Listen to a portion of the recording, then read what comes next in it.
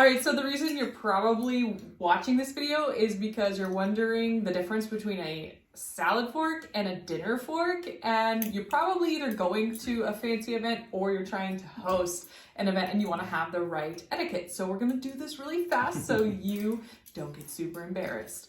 Just kidding. All right, so this is a salad fork and this is a dinner fork. Notice the size difference. The salad fork is obviously smaller and they actually look about the same as far as like the width of the tines and like the width of the, what do you call these? Handles? Handle, I guess. Handles.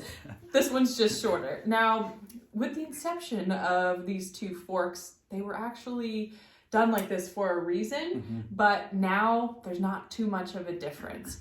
The reason why you might want a smaller fork for a salad is because it's smaller and salad isn't that hard to stab, as opposed to a dinner fork where you might be having some sort of meat, you might be having some potatoes, and so you got that extra stab power to like cut your steak. And so I'm assuming that's the reason why. Well, and originally in some of the research we did, we found out that there are some very fancy salad forks that actually have a larger tine on one of the sides with a good cutting edge. And I think that's to help cut the lettuce and to do that sort of thing without having to use a knife. But a lot of salad forks today, like you can see here, they're just smaller forks. And so we called it the illusion of sophistication. It just looks good to have a smaller fork. It looks good to have the two separate forks for the different courses.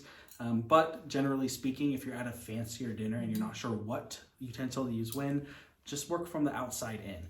That's typically how the forks will be set or any other utensil you use. And so that's a good rule of thumb to use.